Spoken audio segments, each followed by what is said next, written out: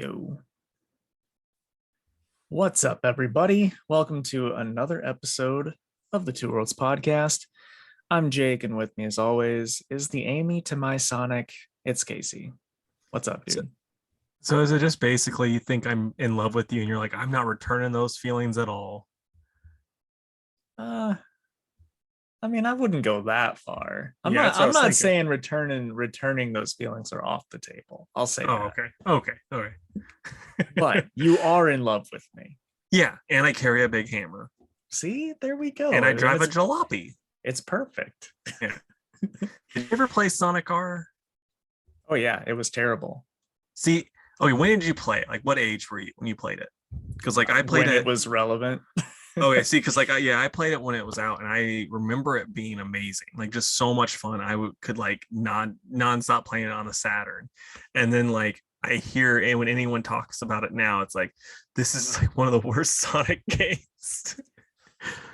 It's not worse than Sonic Fighters, which is just like a Street Fighter or a Mortal Kombat style I think Sonic you've talked fighting about that game. before, but I do not recall that being a thing ever. Yeah. But Um, Sonic R, though, amazing soundtrack. I mhm, think at the time, I mean, at the time, all the Saturn games looked amazing, but yeah, it looked good at the time. My whole thing, even as a kid, I was like, why doesn't Sonic just run? He's faster than the cars. Sonic R he does run. Oh, he does? Yeah, Okay. because Well, it's yeah, been because ages. that's the problem with like I think it's Sega Racers or whatever, where he's in a car. Because I'm like, I mean, that's still a fun game. If you, it's That like, one is fun, yeah. yeah, it's just like Mario Kart, but with Sega stuff. So it's like, yeah, it's a fun game, but it's like, why isn't he running? They didn't Right. give us a good, but yeah, Sonic R Maybe because that's what I was thinking of.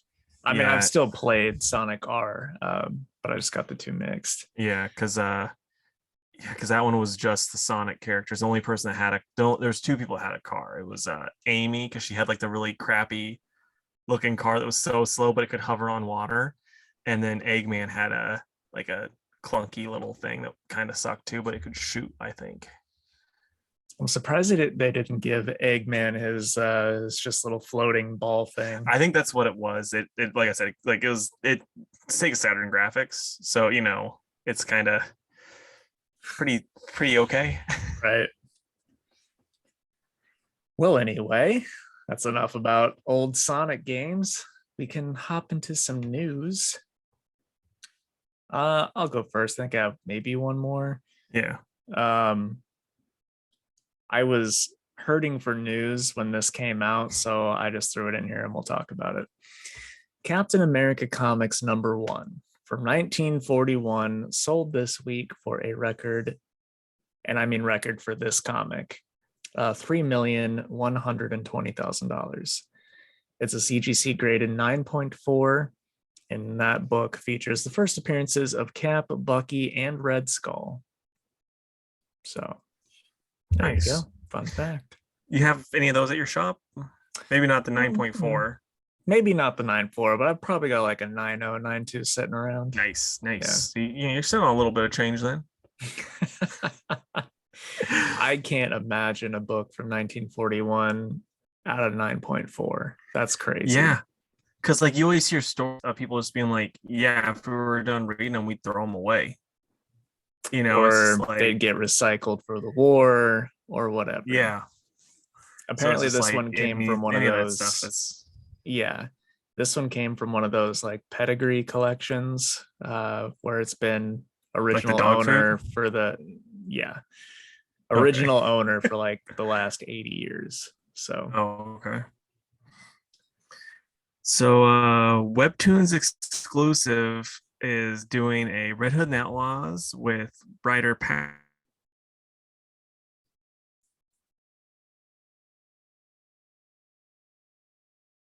Patrick R. Young and art and then Zatanna and the Ripper by Sarah Dealey and Cyro on the art.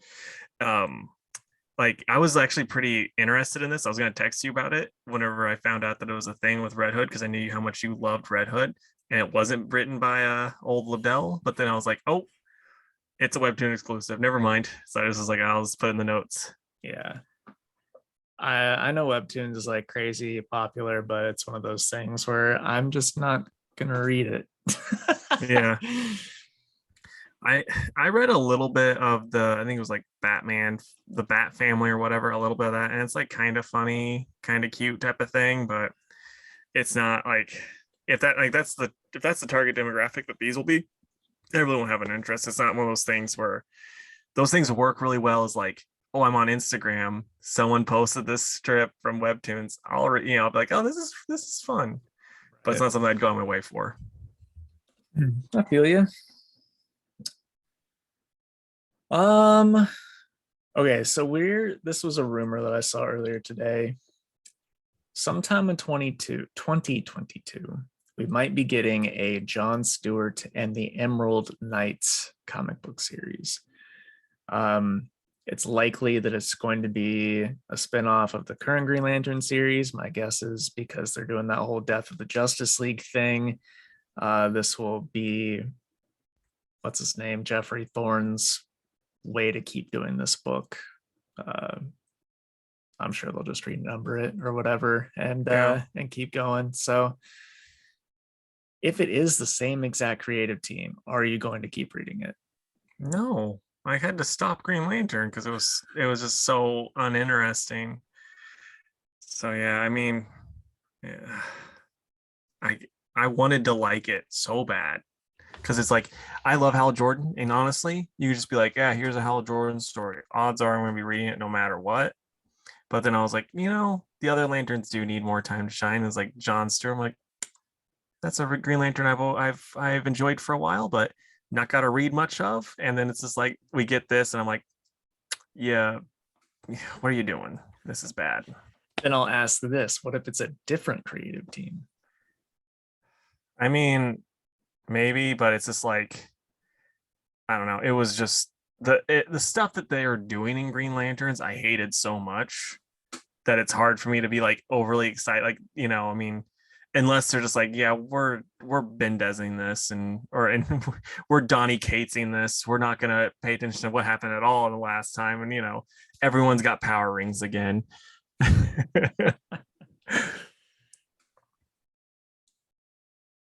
What about you, man? Would you check it out or no? No interest really.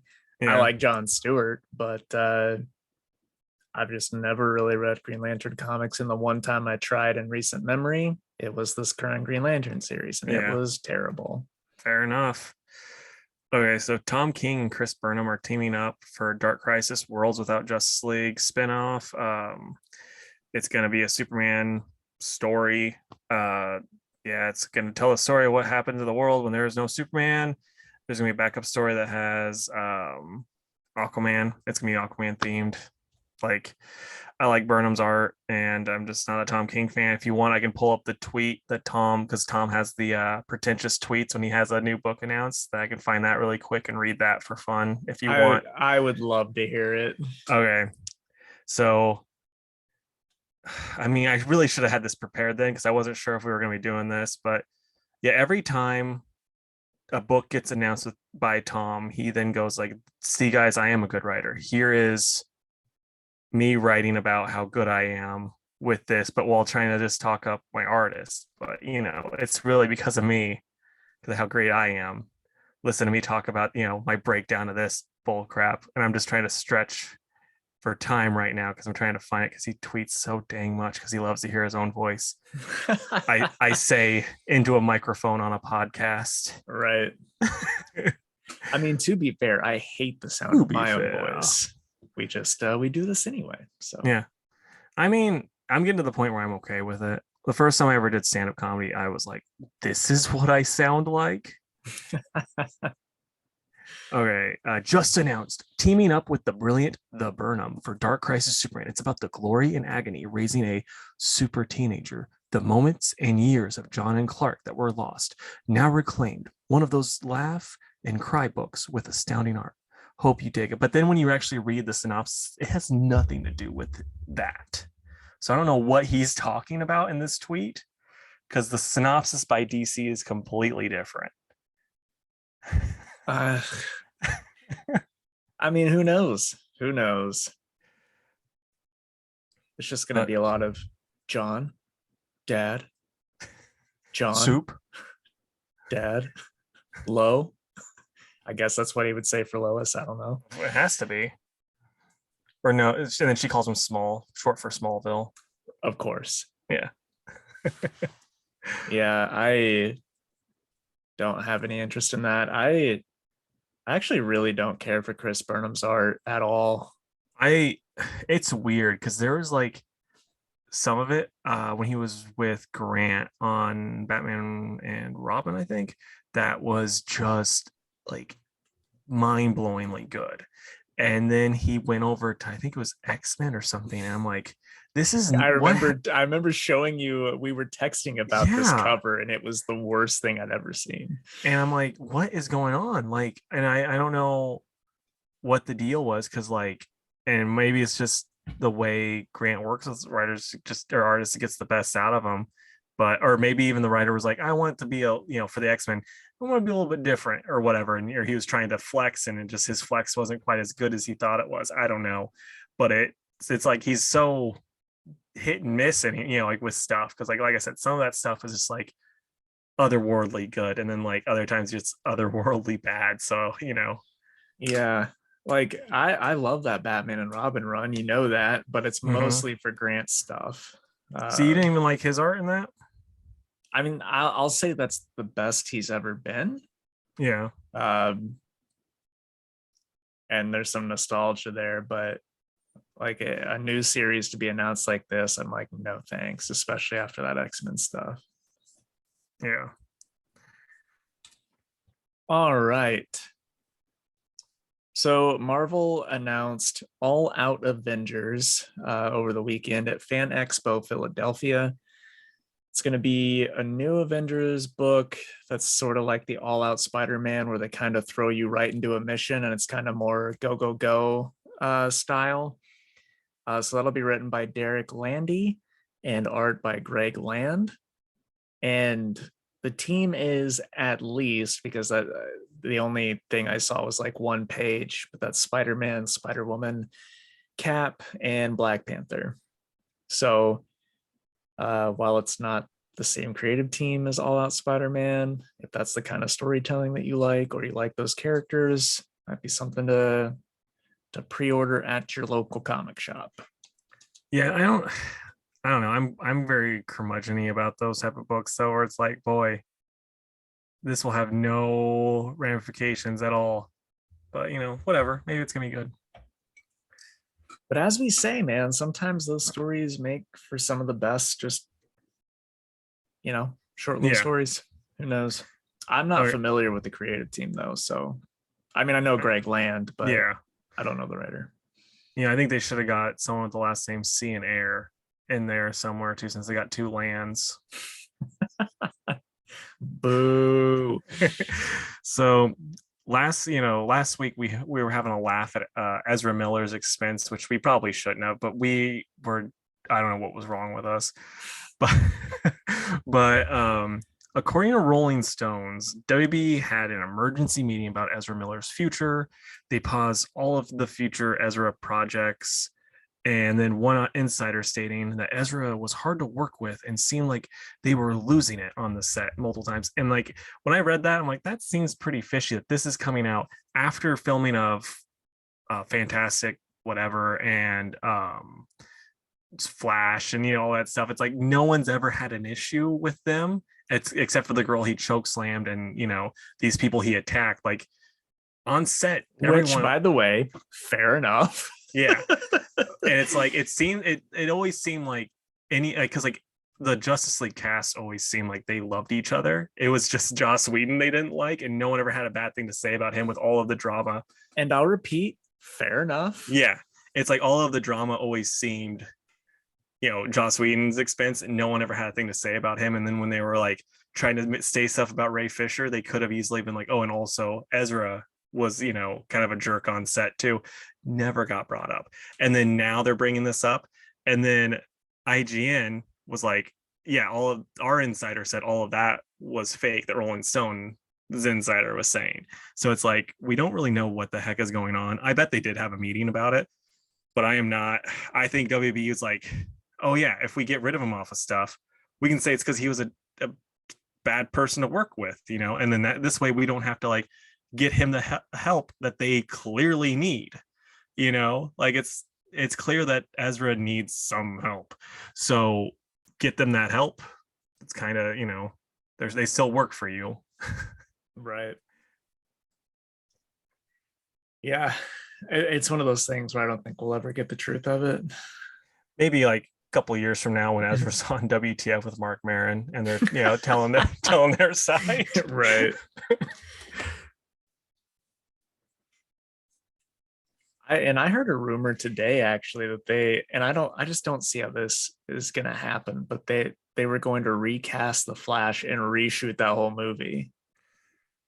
That would be a nightmare. I mean, WB's done stupider things, so I wouldn't be overly surprised. I think I haven't heard that, but we'll see, Yeah. All right. Casey, I wonder if you rolled your eyes as hard as I did at this next bit, but Marvel has announced that in their Avengers 1 million BC that's out this summer in July, that Thor will be getting a secret origin that will be told in this issue. It's written by Jason Aaron. Jason needs to hang it up, dude. We do not need a secret origin, in my opinion. I mean, I don't know. I don't think it really matters. I think it could be fine. I mean, 9 times out of 10 when they do these secret origins, like 10 years later, that they just kind of like the next writer or whatever will be like, my turn to do an origin, and they just ignore all of that. So, it's true, but that doesn't take away that this isn't necessary. It's not. Yeah, I mean, you're 100% correct. It's not necessary. The only necessary part about it is, I know you're not his biggest fan anymore when it comes to Thor, but you have this writer that was on Thor for a long time going, I have another story I want to tell that's this, that takes place at this time. And even though you didn't like towards the end of his Thor run, I will say he probably still has enough goodwill that he's not going to be like, turns out Thor's a dinosaur. It's not going to be anything so stupid like, it's going to make you just so mad. You're like, oh, okay, he's part Phoenix, or whatever. Right. Well, I mean, I'm going to read it. I'm going to read it and talk about it on the show. And it would be great if it is good. And if so, then I'll admit that I stand corrected. But the bigger issue I have than him giving Thor a secret origin is like that Avengers 1 million BC team is pretty rad looking. Why not do something with some of those characters that we don't know shit about? You know what I mean? Probably selling. I mean, like, I don't know. 1 million BC Ghost Rider book probably isn't flying off the shelves, I don't know that the secret origin of Thor is going to either, though. Yeah, but Thor is a bigger name, and if you put that on the front, that's going to be more apt than Ghost Rider, is all I'm saying. Could be. Either way, it's happening, whether old Jake wants it to or not. And speaking of things that are happening, whether you want them to or not, I just wanted to share this. I didn't put this in our notes, so like come at you hot. But toy leaks from Love and Thunder have come out before the trailer, so we get first look at Jane Thor, the 2 different Thor costumes, which we've already seen. The one Thor costume and then the other Thor costume, but then we also get to see the God Butcher. We get Peter Quill, all that stuff. God Butcher does not look beefy enough, in my opinion, to be going against Thor, who's, looking like just a mountain of beef. A mountain of beef. I didn't see the. Oh, there he is. Interesting. I mean, I've not read that, but what did you what do you think of that? His look in toy form, at least. It's not great. I I mean, Gore at one point does look kind of like a sickly, thin alien. You know what I mean? It's Yeah, just it's all the stuff that happens that makes him powerful. So you know, I don't know. We'll just have to see how it plays out. I have no, as you know, no excitement for this. I think it's going to yeah, be a pile of garbage. But I mean, if they follow Jason Aaron's God Butcher, which I will always say is his best work, it's a phenomenal story. If they follow that, then this will be cool. But they won't follow that because Jane Thor's in it, and those two stories just don't mix for me. So I don't know. yeah. All right. Oh, but also I just want to say I do like the new Thor armor and stuff. Yeah. Yeah. It's very reminiscent of Dan Jurgens' Thor run that had like some gold and stuff on it. Yeah. That was Yeah, pretty I know what you're cool. talking about. Um, okay, so Jeff Fowler, who directed Sonic the Hedgehog 2 movie, said that he wanted to do a Smash Bros. Film. Um, and really, when you read it, it was more like, would you do this? And he's like, yeah, I'd totally do that. It's not like this is in the works or anything like Yeah. that. But it sure would be fun to see that on the big screen. Well, there's always jokes online of like after Sonic 1 ended, like Mario would show up like Nick Fury, but since Sonic started it and we're getting a Chris Pratt led Mario movie, how great would it be if at the end a hand scoops him up in the after credit scene and just drops him in this, area, and then you get this like little weird elf guy with a sword, played by The Rock probably. Why would you do that to me? That's a terrible casting. He's just like, hiya, and then that's how it ends. It's just to build up for the next one. Well, dude, after that TikTok I sent you today, now Toad's got to be stone cold, right? Oh yeah, the Stone Cold will probably be too busy beating his wife. Yeah, that's true. Yeah, And that's the bottom line, right? yeah. Okay, so DC's round robin is up to round 2 now. So we got the creative teams on them and everything. So I hope I pulled that up right. Oh no, I did not get the right one. But yeah, so it's Hawkman, Hawkwoman, the Changeling versus Constantine and the Demon, Vacation from Hell. And Constantine is leading that by only 3% on the DC's poll page. Then we Get got your votes in, people. yeah, but just for Hawkman and Hawkwoman because it would make Jake happy. Please. Yeah. And then we get a Suicide Dark versus Kid Flash, The Speed of Fear. And ooh, that's 50-50 right now at 2,876 voters. It closed 21 hours ago, so I don't know what they're gonna do. Green Lantern, Light at the End of Forever, and DC Horror Presents Ghost Tour from Hell. And Green Lantern won that one. Thank God we're getting another Green Lantern book. On top of the rumored one I reported on a minute ago. Then Green Lantern, The Birth of Conspiracy, and Superboy, The Man of Tomorrow. And Superboy edged out at 54%, and Green Lantern had 46.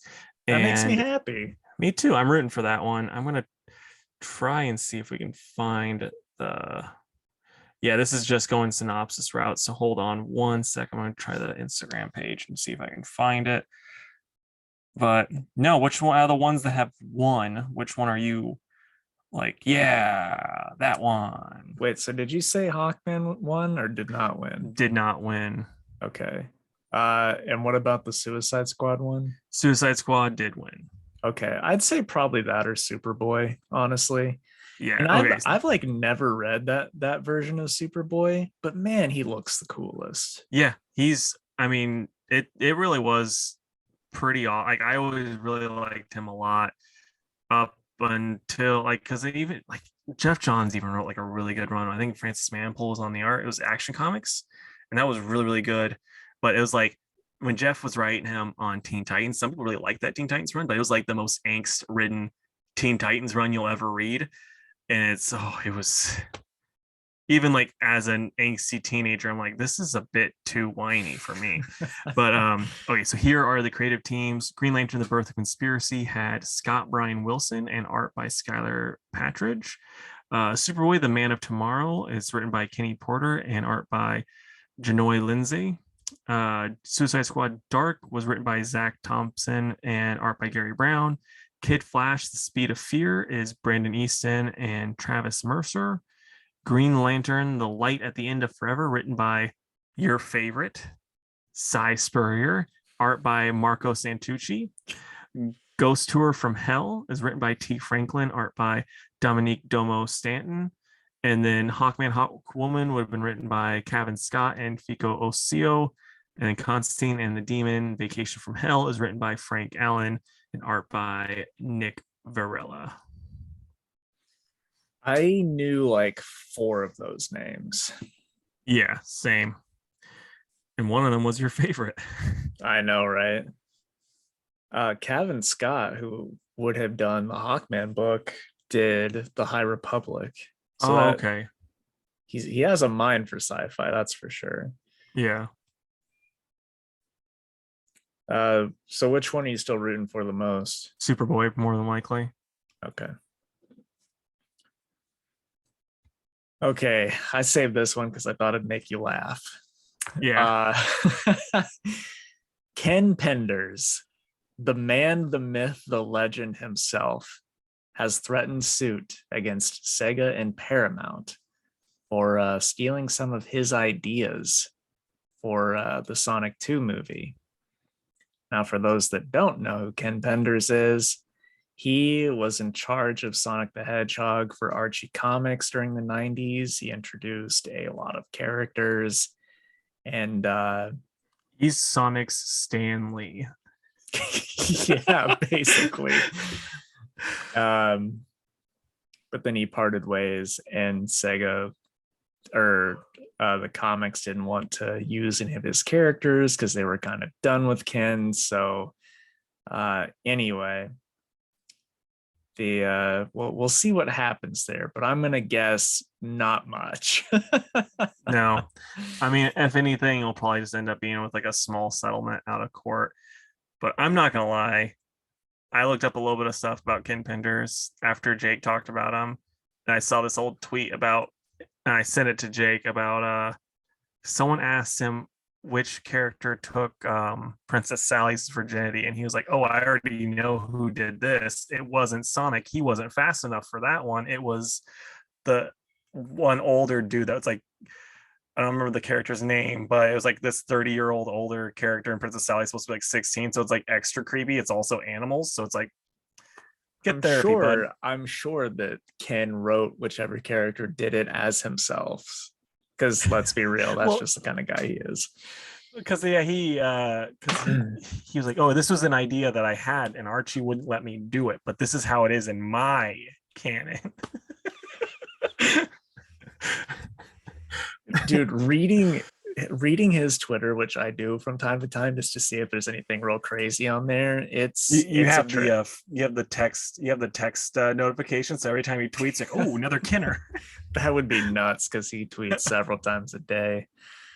But anyway, the last thing for it was when asked if he had any grounds for his claims, his response tweet was, "I'll let the attorneys hash that out." But then he says after that he hasn't seen the movie. he's just talking. Yeah.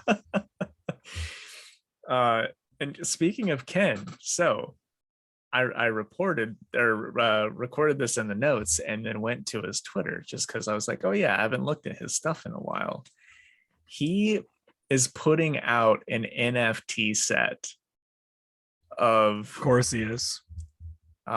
He's doing like a Green Knuckles. There's like a robot version of Robotnik, and then a couple of his other original characters, you want to take a stab at the price for each one. 6,000 a piece. 100,000. So if you guys want to join our Patreon, 100,000 is the Kin Penders tier. So just hop on, help us get these NFTs, and don't worry, when we flip them and we make more money, because they're just going to go up in price, then we'll give it back to you guys. Yeah. It all goes back to the community. Yeah. I love the fact that there would be a Ken Penders tier on the Patreon. That's so funny. All right. That's the end of the news. So now we're going to take our ad break and then we'll talk comics. So we'll be right back. So Casey, you see I'm wearing the shirt. Yep. I went and saw it today. So that'll be the topic if you don't mind. I don't mind at all. I really want to really quick before you get into that. Have you watched Moon Knight yet? Yes. Is that pretty good? It's okay. Okay. They're doing some weird stuff with it, and kind of making it its own thing. And I don't know. It just depends on how it plays out, I gotcha. Episode 1 was like okay. Episode 2 was a lot better. Yeah, right on, man. So yeah, just so everyone knows, this is going to be spoiler filled. So if you don't want to hear spoilers on Sonic the Hedgehog 2, the movie, skip this segment. But yeah, so there were like 2 scenes that just didn't need to be in the movie or were way too long. If you take those out, it was an awesome Sonic movie. Like the Easter eggs they put in there, and a lot of stuff, dude, just came out of Sonic 2 the game. Like did you ever play that one? Yeah. Okay. Did you ever beat it? No. Okay, so the final boss is this big like Robotnik mech, and it looks like the Juggernaut but with like Robotnik's face on the front. Yeah. That's in the movie. That's like what Robotnik builds, and that's what the big final fight is. Oh, nice. Is against that, and it's awesome. And Sonic fights it as Super Sonic because he gets all the Chaos Emeralds. It was fucking awesome. During one of the unfortunate scenes, which I'll talk about, they're like looking for the Chaos Emeralds, and they're in Siberia, and it's cold. They see a cabin, they go in there, and it's like a bunch of people who look like they're murderers, and they're gonna beat them up. But then they end up having like a dance off. And I get it. It's a kid's movie. You gotta have something stupid like that in there, right? But man, it's like a 10-minute scene. Dude, really quick, when they were hunting for the Chaos Emeralds, was it just like Knuckles walking around and like digging, and then like pops up nothing? He's like, oh, and have to like go and keep doing that? No, so it turned out that they weren't hunting for the small emeralds. They were hunting for the Master Emerald, which houses all of the smaller emeralds. Yeah, during that dance scene, Sonic like jumps up at one part and puts like, do you remember the Sonic Adventure 2 game case where he's got his hand between his legs, like doing the cool jump thing? It's like a super iconic Sonic look. Yeah, more than likely. He does that pose like in the air, and I was like, people that played Sonic Adventure 2 know what that is. But my favorite Easter egg, because my favorite Sonic spin-off game of all time is Dr. Robotnik's Mean Bean Machine on Sega Genesis. It's a Puyo game. And my mom. What does that even mean? Puyo is a game. Yeah, have you ever played like Puyo Tetris or anything like that? No, I mean it's because I know what Mean Bean Machine is, but I've never heard of Puyo at all. If you Google Puyo Puyo, you'll know what it is. Okay. It's that style of game. You got to Yeah, match up for the I colors. gotcha. So Um, it's like also Dr. Mario, right? yeah, yeah, Yeah. exactly. Um, so robot in Sonic 2, Robotnik had the movie. Robotnik has a lab uh, that's like there's a coffee shop that's a front for his secret lab, and the coffee shop is named the Mean Bean, and I thought that was Nice. amazing. That is awesome. It really made me happy, and that, like, I mean, unless you played the game or were just super knowledgeable about 90s, Sega games, nobody's gonna have a clue that the Mean Bean is a You thing. know, as a coffee nerd, you'd have to think that they, one of these nerd places like FYE or whatever would have a Sonic Mean Bean coffee. Right. I Like you, know. that just seems like a layup. I know. And I would buy a lot of it. Yeah, um you're just like, oh, this tastes like Folgers. I'd still keep the bag though. Yeah, But yeah, it was fun. Knuckles was done pretty well. Like, they got the Tails voice actor to be Tails, but then they get Idris Elba to be Knuckles. But it worked out for the most part. They didn't make him like a big dumb brute like they did in Sonic Boom. But he but he had acted. some hilarious lines in Oh, Sonic he Boom. In all did, fairness, dude. I like Sonic Boom. I know yeah, it's a dumb show, but it's funny. Um, but like how Knuckles is in his introduction in Sonic 3, that was basically how he acted in this movie. So it worked out really well. yeah. And uh Jim Carrey was like way more just goofy in this one. Like in Sonic 1, he was kind of like a menacing, like Dr. Robotnik. In this one, Yeah. he was like way more Eggman, where he's just cracking dumb, like just saying stupid like one-liners that really had no business being in it. Yeah. But what can you do? He was still great. And then I I went with Mike, and he had this spoiled for him, unfortunately. But there was a post-credit scene, and I thought for sure that it was going to be Metal Sonic. I was like, that's the next step. No, it's Shadow. They're doing Oh Shadow shoot. in the next one. That's pretty sweet. And dude, he looked awesome. Like after they redid Sonic and have added Tails and Knuckles, they look great. Shadow looked great. Dude, that's the thing that I think is hilarious with the Sonic movie. It's like the first one, I didn't watch it, but just going by the trailers and the first trailer too, it was very much them just going, yeah, we're gonna do a Sonic movie.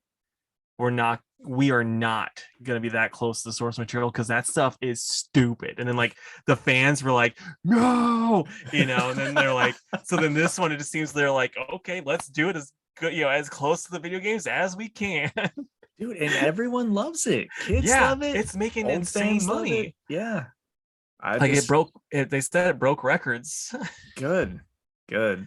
And that we're getting that Knuckles spin-off show. Like, I don't know.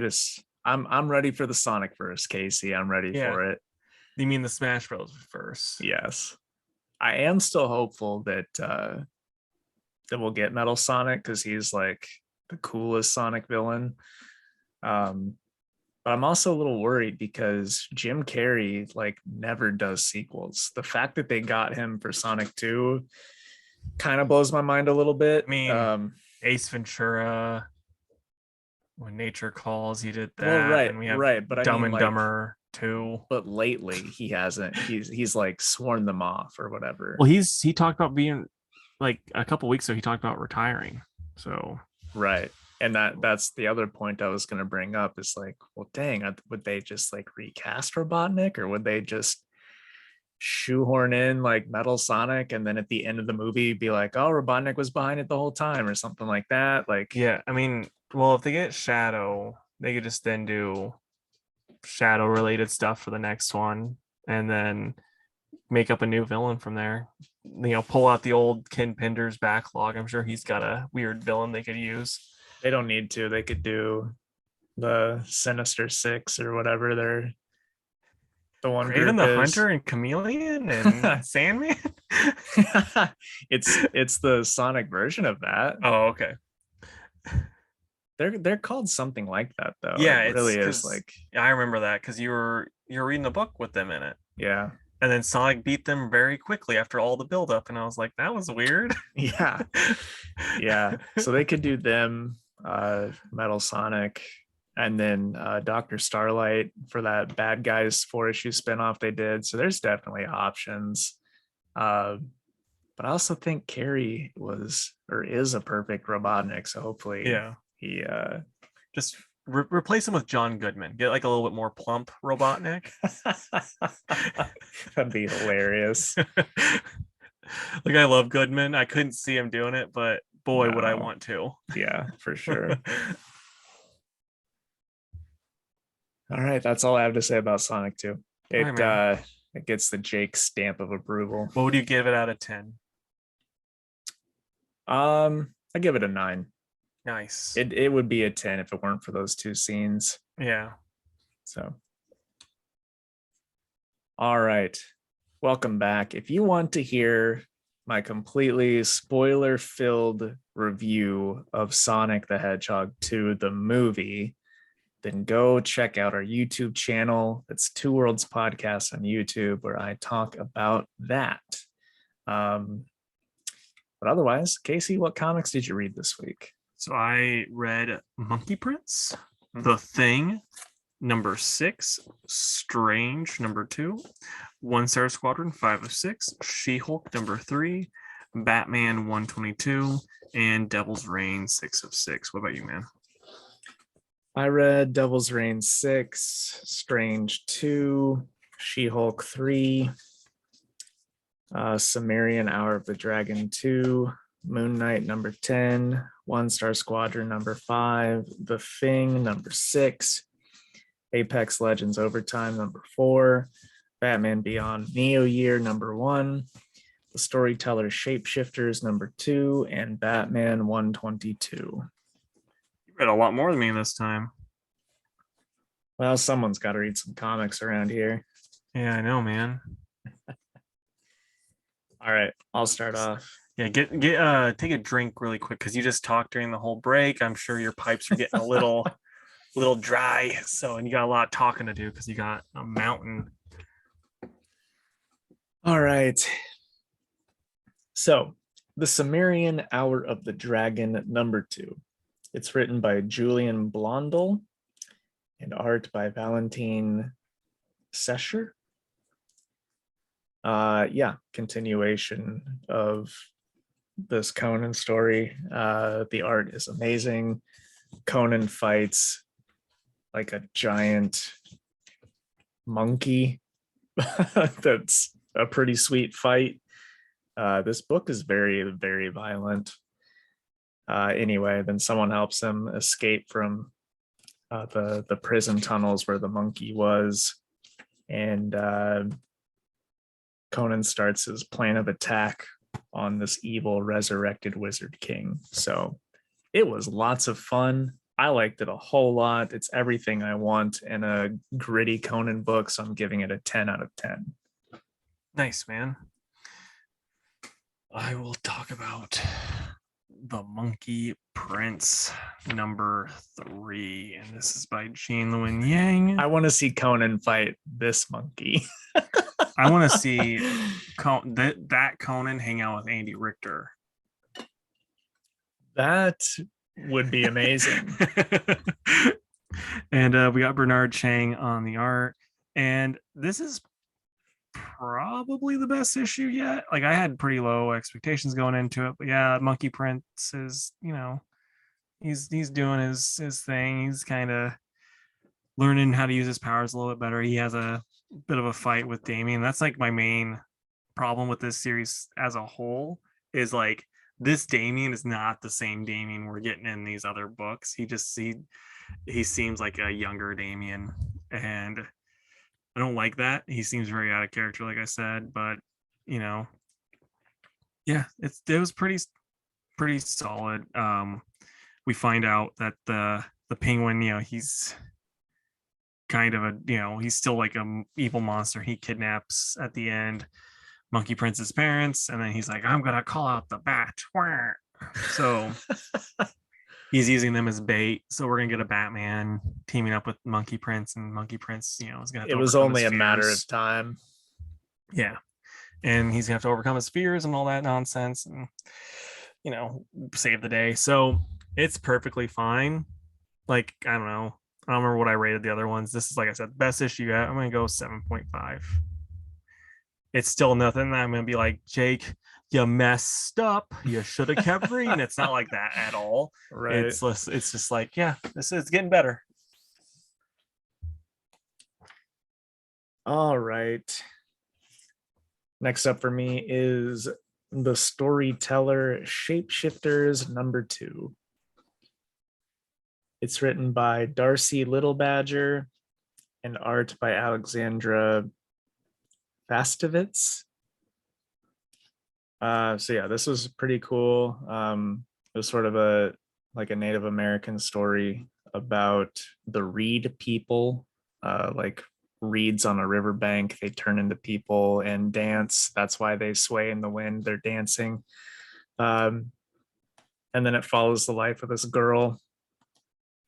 And it was kind of depressing, but it had a happy ending where the girl grows old, and before she dies alone in a home, she escapes out the window and goes and meets her old reed people friends.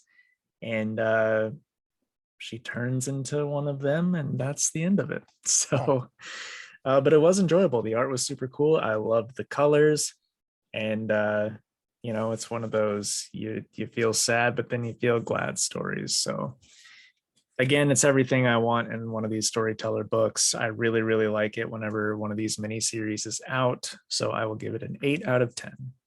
Right on, man. And you get to keep on talking away. Oh, getting dry. I know. Okay. So we've got Batman Beyond Neo Year #1. It's written by Colin Kelly and Jackson Lanzig, with art by Max Dunbar. And I like me some Terry McGinnis, so I thought I'd try this one out. And I'm glad I did. There's a new bad guy who does like light illusion type stuff, so that's pretty neat. Terry's really cool in it. We got grumpy old Commissioner Barbara Gordon in it, who's like looking to get out of the commissioning biz. She's getting too old for this crap. Right. Meanwhile, Terry, this is that book where Terry's trying to solve like Bruce's murder or whatever. So a lot of like internal stuff where he's making promises to Bruce that he will keep Batman alive. So it was fine. It was a perfectly fine first issue. I'll definitely check out the next one. Give it like a 7. Nice, man. Okay, Apex Legends Overtime #4. You might be thinking, it's been a long time since you reviewed #3. And boy, it sure was not worth the wait. This was garbage. What is the art really good? Is that what was taking so long, or is it just okay? I have no idea why it took so long, but I was like, oh man, this is going to be like a huge grand finale. No, it wasn't oversized or anything. The art sucks. The character interactions are pretty terrible. I was like very disappointed and upset, if you couldn't tell, that we waited so long for this. So yeah, I'll give it like a 2.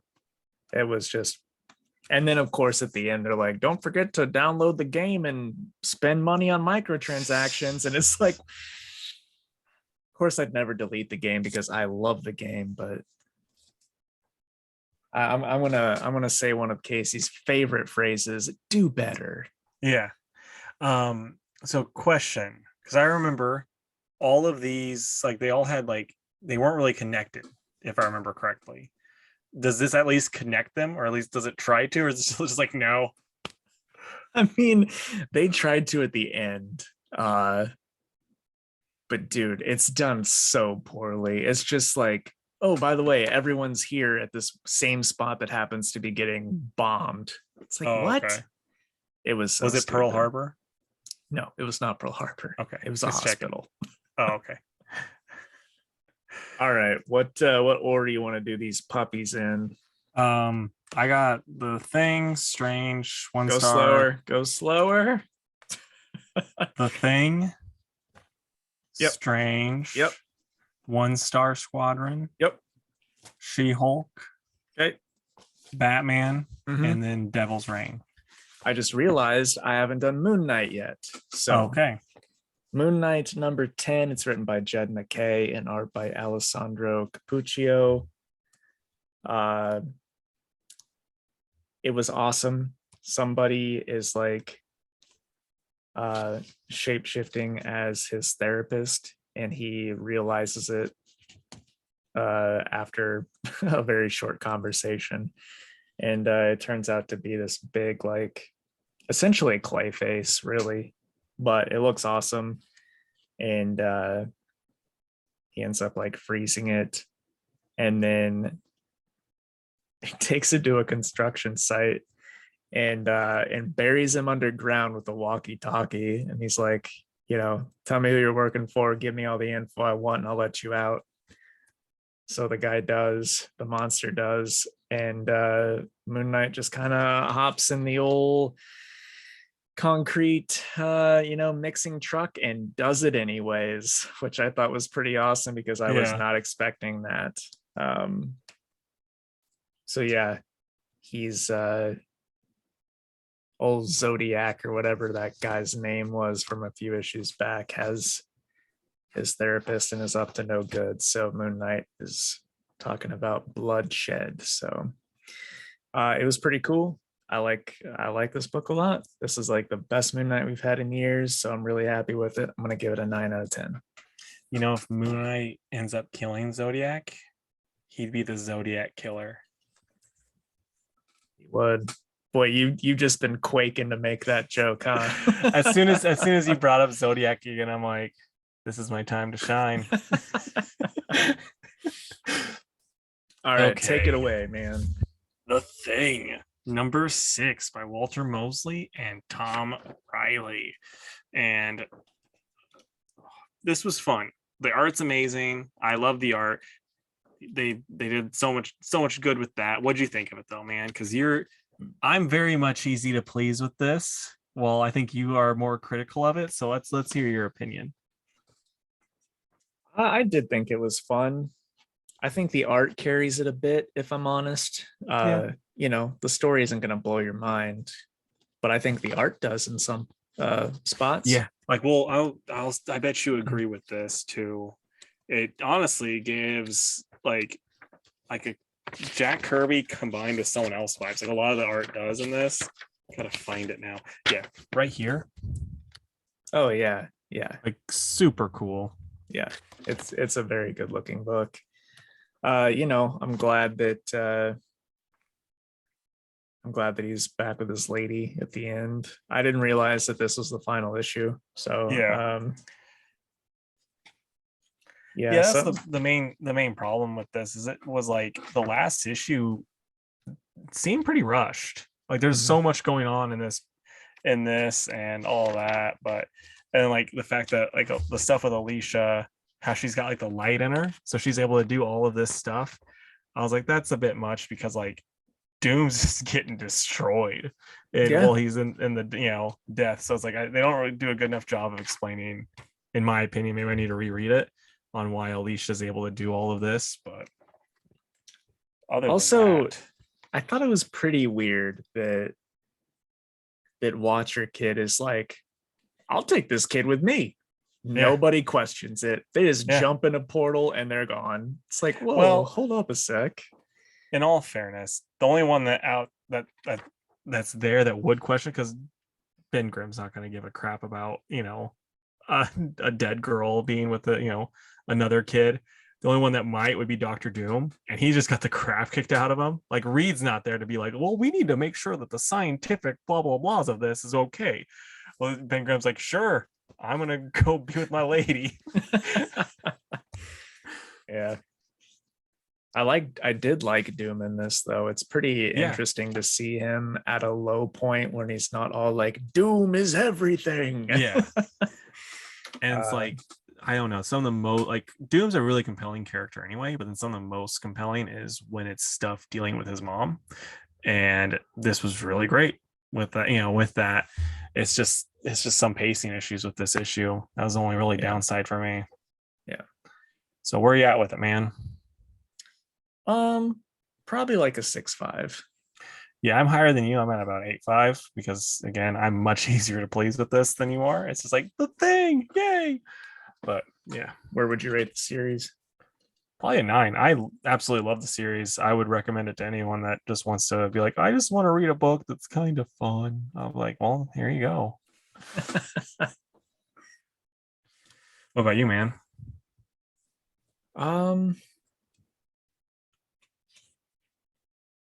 I'm probably somewhere in the 6 to 7 range. Like, yeah, first issue blew my socks off, and then the rest was either not good or okay. So, yeah. Okay. Strange number 2, written by Jed MacKay with art by Marcelo Ferreira. All about the old Harvest Man. What do you think of this one? I liked it. I had a little bit of a there's a few things that kind of irked me, but all in all, I thought it was really interesting. I think what they're doing is cool, and it's just like I love that Jed MacKay did the thing that everyone was saying, like, why didn't Doctor Strange do this in Infinity War? Cutting off Thanos' hands with the portal. She does it here, which was really cool. But yeah, it's just it was solid, and the ending is super cool. And I think it's gonna have I remember the last issue, I was like, yeah, she just straight up murdered all those people, and she's gonna straight up murder a bunch more people. And I think Wong's gonna have a talk with her about it, and I think that's really cool. Yeah, that's actually actually gonna have ramifications of the things she does. What about you, dude? Yeah, I'm right there with you. I was gonna ask, were you content what they did with Zombie Thunderstrike? I mean, I think that's what they needed to do, but that's the thing that kind of annoyed me is, Masterson, I'm blanking on his name now, his son. He's just like, oh, where'd my hammer go? And then it just comes back. He's just like, oh, there's a big old, what happened there? Oh, it's Kevin. And then he's like, like, oh, well, the hammer's coming back. I don't care. It's like, no, he should have, they should have, like, if they're gonna have his dead zombified dad come back, he should have been there for that. Should have done more for him that way. That's like my main gripe with this book. Yeah. Well, overall, I really dug it, so I'm gonna give it an 8. I'm at an 8 too. Do you think the reason why Death had to make up that one guy to start harvesting people for is because she's too busy trying to get with the thing again? I think that's the only thing that makes sense. Yeah, it's just like as seen in the thing when she's rolling in the hay with Ben Grimm. Dude, I just hope that Thanos doesn't find out. I mean, upset. He'd be upset, but it's just like he's like, I get it. Those blue eyes. Okay, so next up is Star Squadron, and this is by Mark Russell and Steve Lieber on there. I don't know why I have to look up because I know that one, but yeah, this one, it's funny and it's also crazy, like just throwing haymakers that you're just like, I did not see these coming. What'd you think, man? Same, dude. Like, I did not think that they were going to kill someone in this issue. Yeah, it's like I did suspect. I don't know. Should we go into spoilers since it's been out a week already? Or yeah, why not? Okay, so spoiler starting now. I did expect Minuteman to be the one to burn the building down.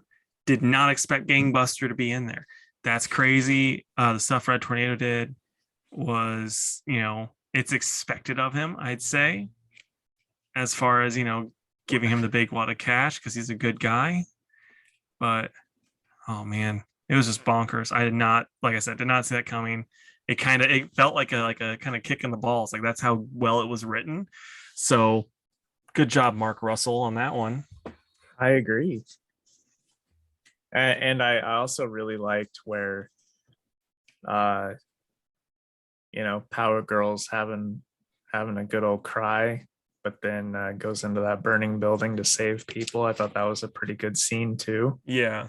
Shows that even though she's getting brainwashed by Max Lord's book, she's still a hero at heart.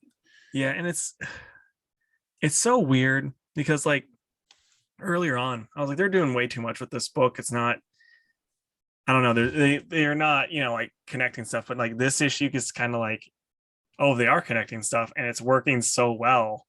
And they're doing such a good job with it. Like it's like the things I said in the past were just wrong. This is really, really good. Yeah. So where are you at with it? I'm at a 10. So yeah, what about you? Yeah, I'm at like a 9.5. It's just really, really good stuff. Yeah, I'm and sad there's also only one more. Also, Steve Lieber's art is perfect, Yeah. as you'd expect. Yeah. All right, that brings us to She-Hulk number 3. It's written by Rainbow Rowell and art by Roger Antonio. And also, I just have to keep calling out Jen Bartel on the covers because they're amazing. Yep. Much like this book. Yeah. If I'm honest.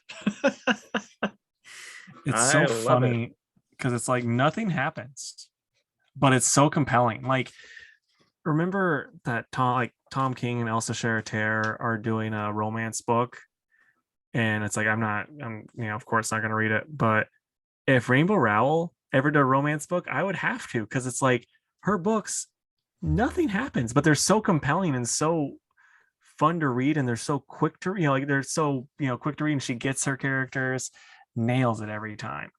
Like it's good stuff. Yeah, I agree. And we get some Patsy in this one. We get some Hellcat action, which I'm always happy with. I knew you'd love that. It's like, I mean, that's one of those things where it's like I wish I had been reading Iron Man, even though like I am not down with the Iron Cat ship, but she's in that, and I just love that character too. But yeah, it's such an interesting book, and I'm like really interested in the slow burn of what's going on with Jack of Hearts. So I'm all about this book.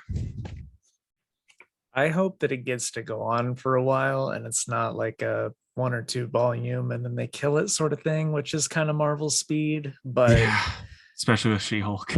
Yeah, hopefully with that show coming out, they keep it going for a while. Yeah. So I'm going to give this one a 10 out of 10. I am too. Like, honestly, good bit of high ratings this week, because stuff was very good. Yeah. And okay. I mean, you guys should know, we'll tell you if we think it's not worthy of 10s. Yeah. So check out She-Hulk. Okay, so next up is Batman 122, and this is Joshua Williamson writing with Howard Porter, right? Howard Porter. Yep. Yeah, on the art. What'd you think of this, man? Dude, honestly, I thought this book was rad. I did too. I'm not the biggest fan of Howard Porter's art. That's the one thing that kind of threw me off. Dude, man, respectfully disagree, because Fair normally I like his stuff. I think he stepped it up a notch with this book. Like, yeah. Normally I can look at a book and be like, that's Howard Porter's art. But there were some of the scenes, I don't know, he's just on another level with this. It's 100% just the style with this, like with Howard Porter's style. It's not so much like, it's not bad art, it's just not style that I like, if that makes sense. Because there's a big difference too between when you can go like, what is this mess of stuff that you're trying to do, versus just being like, yeah, I'm just not into this type of style. But man, like Batman on that first page, I think is stellar. Yeah, I mean it's cool, but I don't know, it's just his lines. I'm just not the biggest fan of it. I just think it's weird that as smart as Batman is, that he still thinks it's Deathstroke. I mean, like I think he's kind of like learning that it's not Deathstroke doing it, but it's just like, man, he should know. He should know better. But I do like that, a writer out there is finally giving us a Batman romance that's not Batman and Cat, because it's like I like Catwoman, but I'm getting tired of it. At Yeah, least we get some Talia al Ghul stuff going on now. dude. Not only that, I like all of the characters. Like, I like Deathstroke. I like Respawn. Robin's cool. Ravager's fun. Like, Talia is like coming into her own in this one. Like, Yeah, everyone is cool. Talia is so weird to me as a character because I remember as a kid watching the animated series and just liking her a lot. Like thinking she was really cool. Then like in Grant's Batman run, I'm like, this lady is evil. So and then like and then now in this, I'm like, okay, this is a little bit more how I remember her from the cartoon, like a little bit more of the Grant's evilness, but not as much. Right. Where are you at with this one though, man? Like a 9. I really enjoyed it. I'm at a 9 too. I like the story. It's just like I said, the art wasn't really my cup of tea. Then I feel like I gotta go like 9.5. Yeah. All right. And then finally, we've got Devil's Reign, number 6 of 6 by Chip Zdarsky and Marco Cicchetto. So you've been pretty lukewarm on this throughout, Casey. How'd you feel about the final issue? I loved it. Like it was just really cool.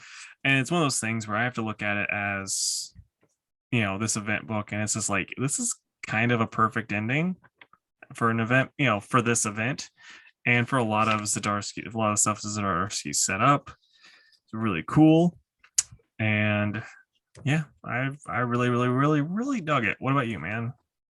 I thought it was cool. I mean, art's amazing. Some of the fights we get in this are crazy fun. And then that character gets to literally sail off into the sunset. Which I wonder how long he'll be gone. Well, I know that's the thing, but I don't know. It makes me think, like, who are we gonna get whenever Daredevil starts back up?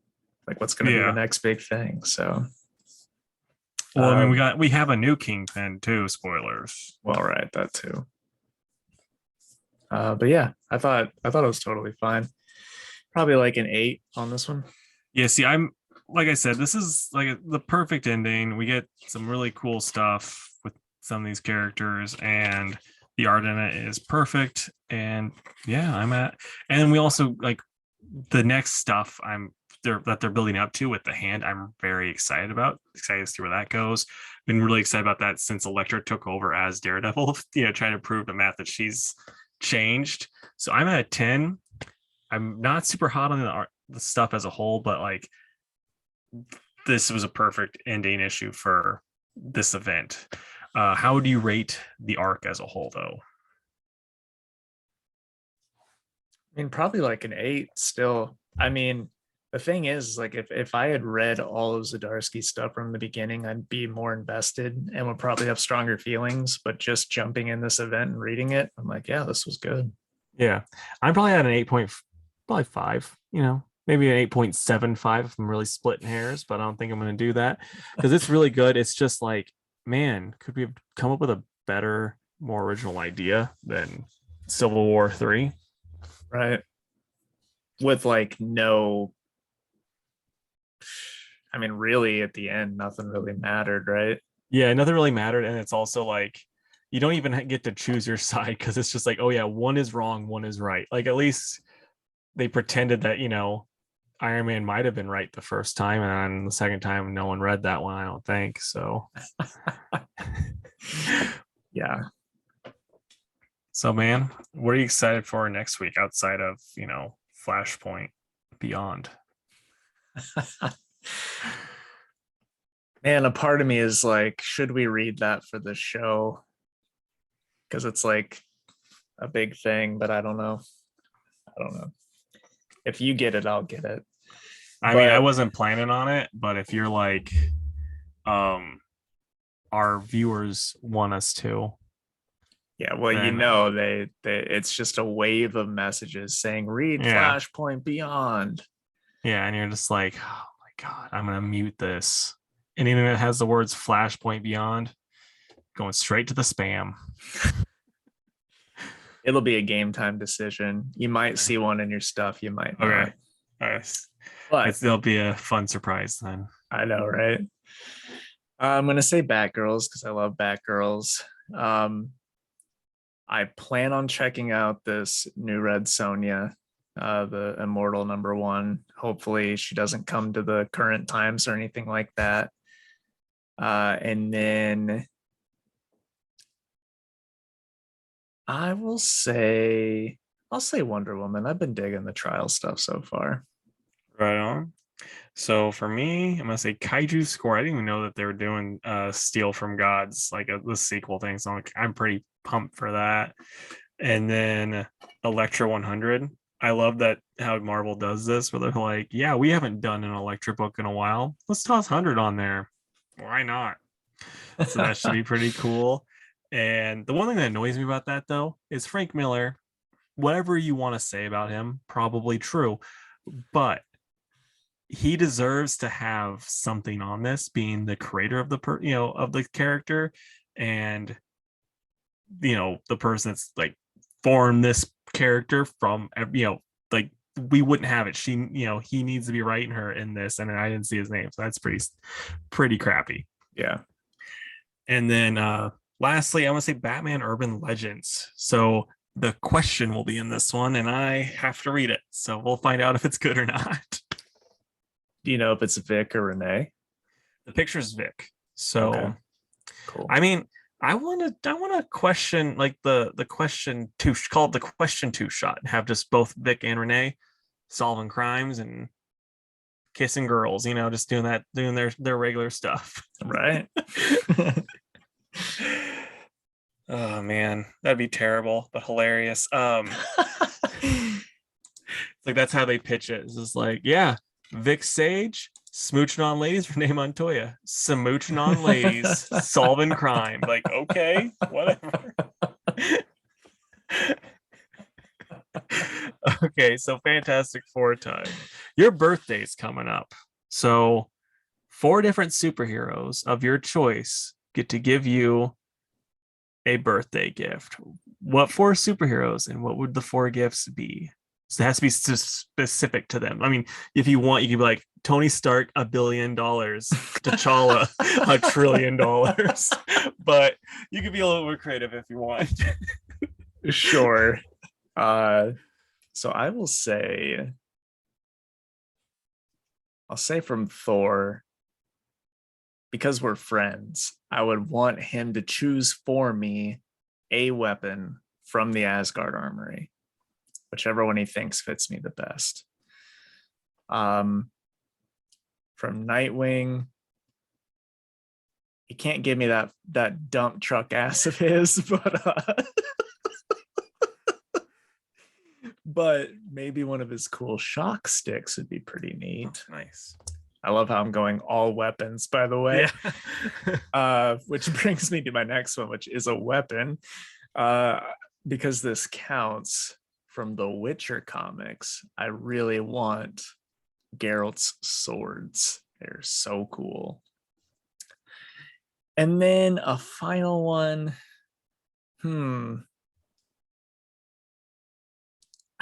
Gosh, I don't know. Iron Fist, an actual heart of a dragon.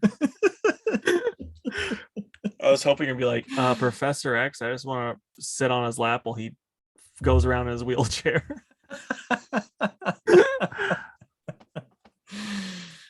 So there you go. It's basically just a bunch of cool weapons. Yeah, it's just like, boy, don't make him mad. He'll bring all of his cool weapons and murder a bunch of people. Thanks, I guess. I mean, we're nerds on a podcast. That's what, when they get upset, it's not pretty. That's right. All right. That's the end of the episode, huh? Yeah, man. So to the closing plugs, if you would, go to facebook.com/2worldspodcast to give the page a like. You can also follow us on Twitter. That's @2_worlds_PC, and on Instagram @2worldspod. You can email us at twoworldspodcast@gmail.com. And if you would, please find us on YouTube at Two Worlds Podcast and subscribe to the channel. And leave us a comment and say what gifts Jake actually deserves and from who. Wow. Okay. They might be better. They could be like $5 trillion from Black Panther. All right, guys. We'd love to stay in chat, but I have to run away from Casey while he tries to kiss me. Bye, guys. We both know I'm faster than you. Bye.